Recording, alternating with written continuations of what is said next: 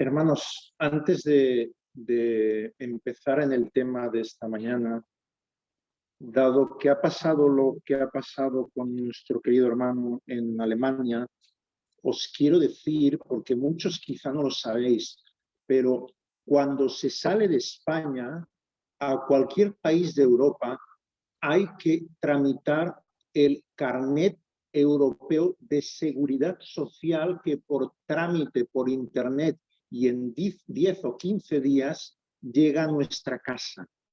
Así estamos todos protegidos para evitar situaciones como la que el pobre Rafael se ha encontrado, de salir, ir a otro país. Y no, en Europa no es como en España. En la mayoría de los países europeos, las personas que no tienen papeles no se les tramita, no se les atiende médicamente.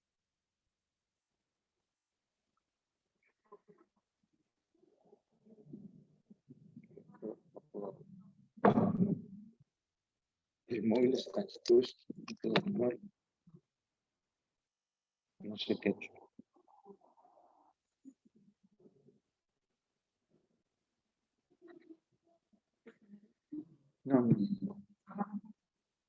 No, porque esto es para... Entonces, tengamos en cuenta esto, hermanos. Es importante. Es importante que antes de cualquier viaje, con tiempo, se haga ese trámite que yo, por ejemplo, y mi familia hacemos siempre. Ese carnet es de 2 años, o sea que cada 2 años tenemos que renovarlo nosotros para ir a Portugal. Sí.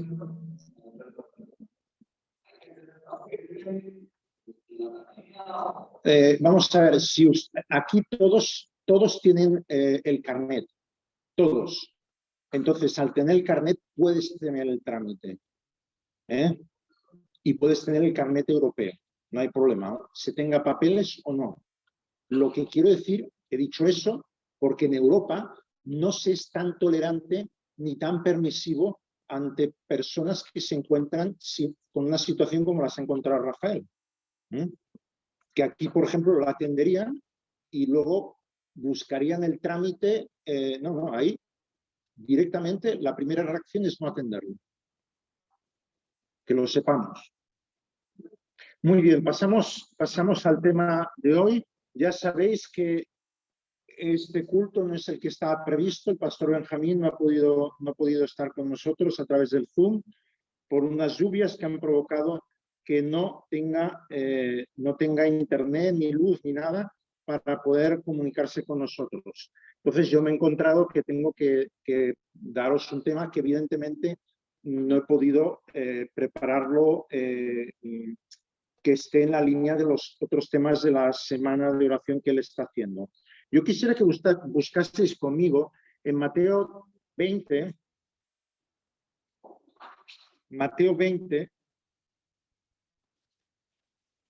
desde el primer versículo en adelante.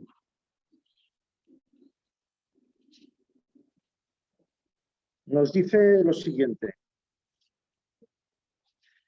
porque el reino de los cielos es semejante a un hombre, padre de familia, que salió por la mañana a contratar obreros para su vida.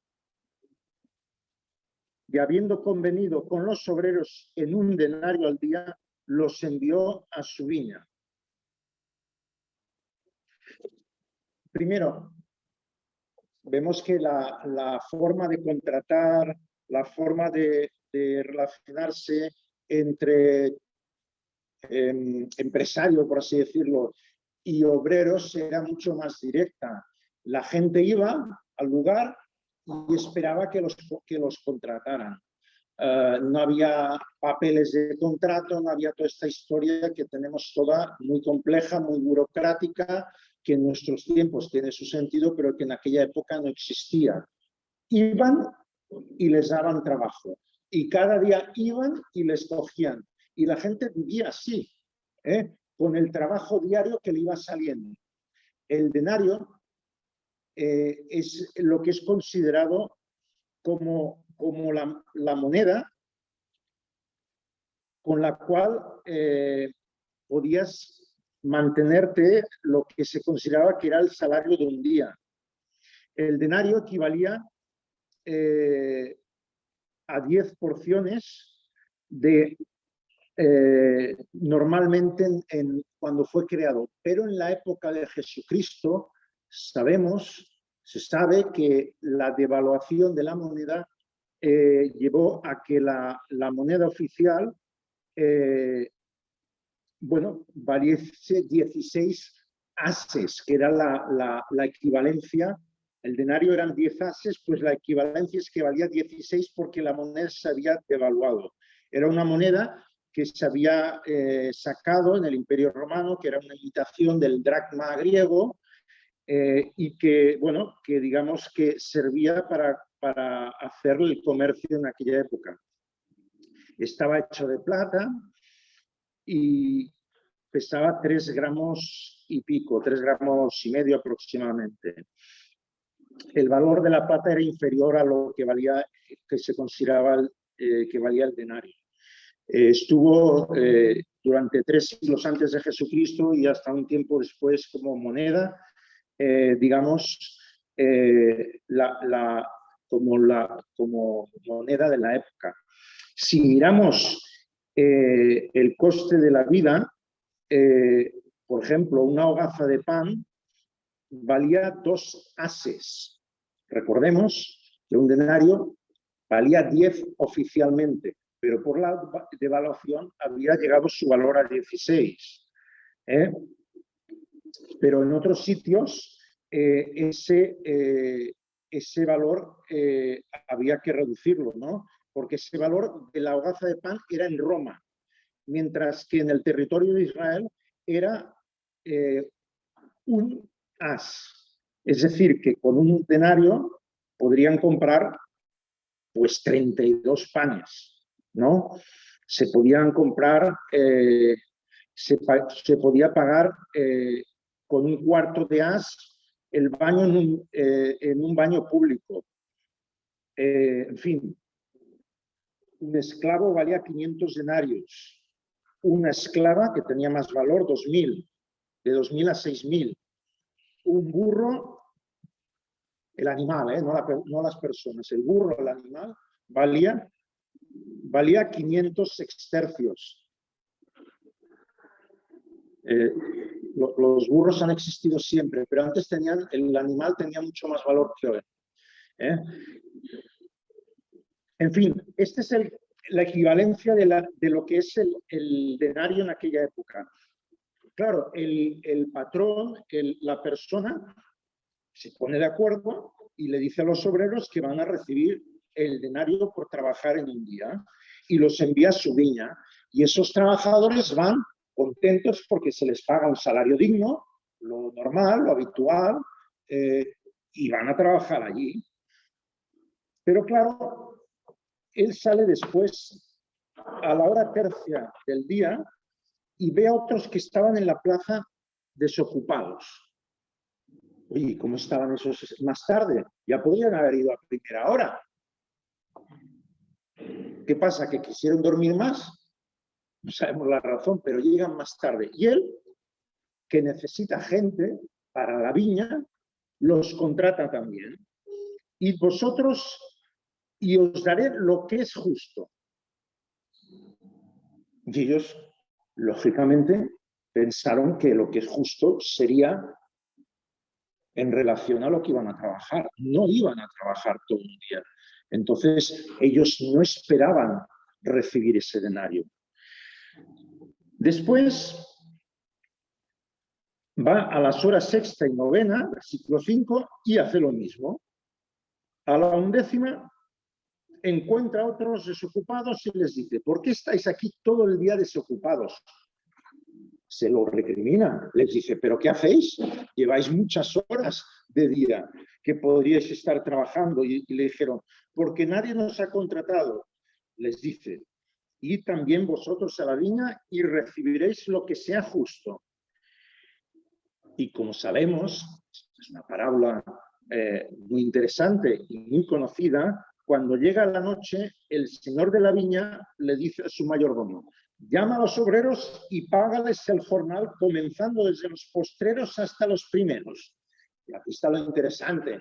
Jesucristo, cuando enseña parábolas, recordáis que una parábola es definir entre un punto y otro matemáticamente de una manera indirecta, no directa, para dar una enseñanza especial. Y algunos detalles son importantes. Empieza a pagar por los últimos. ¿Por qué? Porque para la enseñanza de la parábola es importante el orden. Y empieza por los últimos porque de esta manera ellos van a recibir sorpresivamente el salario completo. Y lo vemos. Llama a los obreros y págales el jornal, comenzando desde los postreros hasta los primeros. Y al venir los que habían ido cerca de la hora 10ª, recibieron cada uno un denario. Al venir también los primeros, pensaron que habían de recibir más, pero también ellos recibieron cada uno un denario. Y al recibirlo murmuraban contra el padre de familia, diciendo: estos postreros han trabajado una sola hora y los has hecho iguales a nosotros, que hemos soportado la carga y el calor del día. Interesante. Os digo que si fuera ahora, hasta habría una manifestación, un sindicato protestando por la falta de honestidad del empresario que les paga a todos igual, de una manera incorrecta según el término humano de retribución salarial que se tiene que dar a los trabajadores. Y desde el punto de vista humano tendrían razón. Pero estamos hablando de cómo es el reino de los cielos. Y el reino de los cielos, la retribución va a ser igual para los que lleven toda la vida pensando, trabajando, dedicando horas, años de su vida. Es lo que nos quiere decir Jesucristo con esta parábola. Como aquellos que se apuntan al final porque se arrepienten y aceptan ser obreros de la viña. Él le dijo a uno de ellos: amigo, no te hago agravio, ¿no conviniste conmigo en un denario? Toma lo que es tuyo y vete, pero quiero dar a este postrero como a ti. ¿No me es lícito a mí hacer lo que quiero con lo mío? ¿O tienes tú envidia porque yo soy bueno? Así los primeros serán postreros y los postreros primeros, porque muchos son llamados, mas pocos escogidos. La categoría de sorpresa es una de las intenciones de cada parábola. Cada parábola de Jesucristo tiene ese comienzo. El reino de los cielos es semejante a.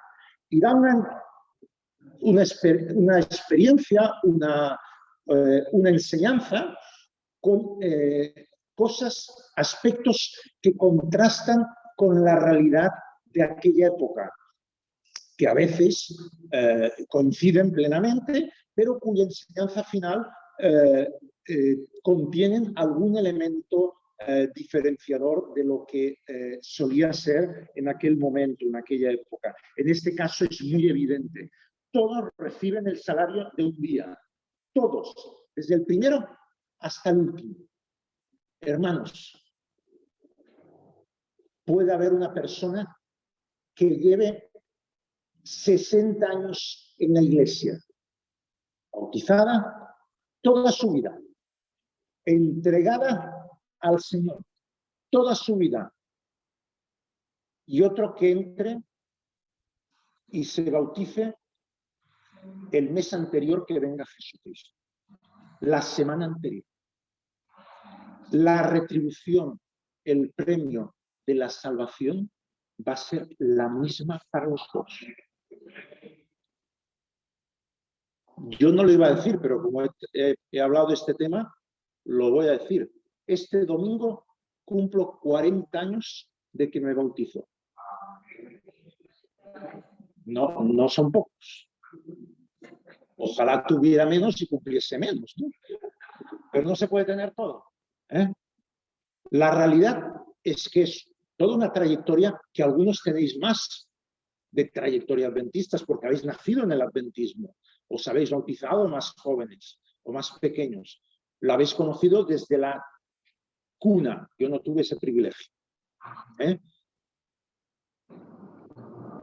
La trayectoria que yo he tenido, que todos tenemos en nuestro pasado, solo será válida a nivel de retribución si llega hasta el final. Si perseveramos. Exactamente. Porque si de aquí adelante alguno de nosotros se desvía del camino, no va a recibir la promesa de la tierra nueva. Y puedes haber trabajado más de mitad de tu vida y perderlo todo en el último momento de tu vida. Por eso que en el cristianismo es tan importante el permanecer, como en toda la vida, pero en el cristianismo y en el adventismo más. Porque la decisión tiene que ver con la permanencia. Y aquí los obreros, unos trabajan todo el día. El territorio de Israel, recoger la viña, no es fácil, es duro, a sol. Trabajan todo el día y reciben el salario que se les había prometido. Pero es que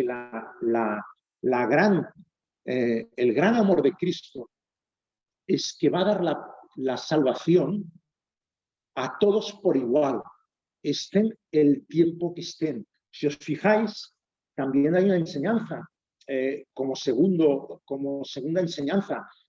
La viña necesita muchos obreros y no todos van al primer momento, no todos acuden desde el comienzo.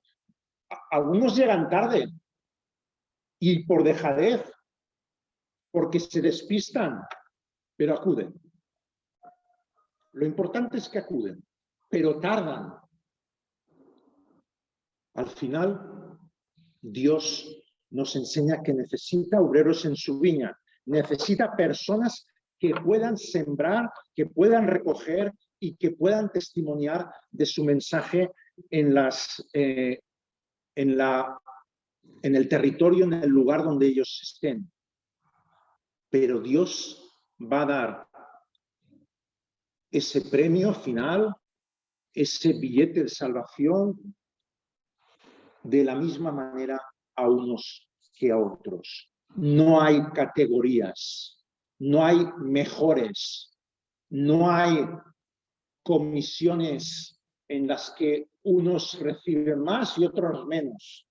Todos, desde los que han sido pastores, ancianos, como el hermano cuya mayor actividad ha sido la oración,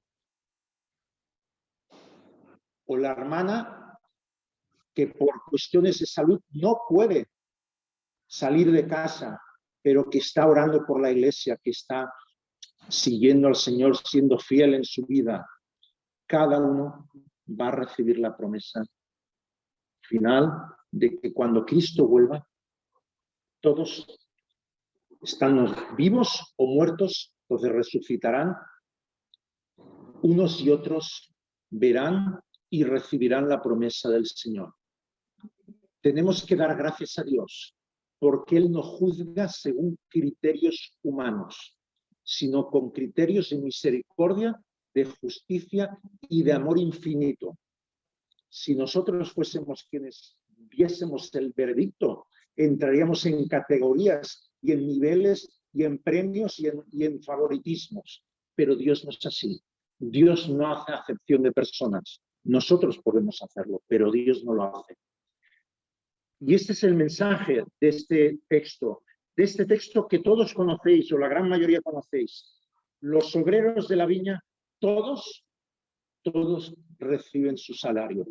Hermanos, aquí estamos, no sé si, no se he contado aún, pero sobre unos 60.